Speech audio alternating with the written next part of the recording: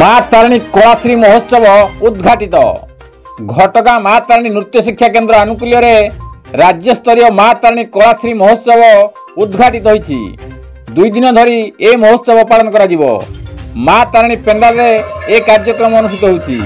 माँ तारिणी पाखरु आज्ञामान आसिया परे पवित्र मंच रे माँ को पूजार्चना कराइतिला। कार्यक्रम को परिचालना करथिले वरिष्ठ शिक्षक रोहित कुमार बेहेरा।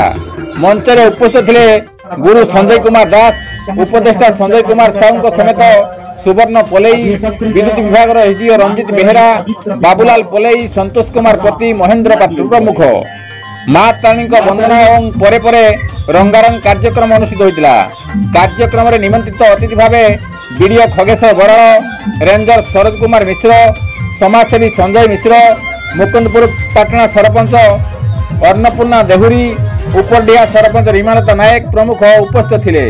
मयूरभंजर झुमर परे चलचित्र ओटीवी सेलिब्रिटी मानक सहित मंच रे धूम मचाई उद्घोषक संजय साहू। गोविंद राउत का रिपोर्ट, केडी न्यूज ओडिया।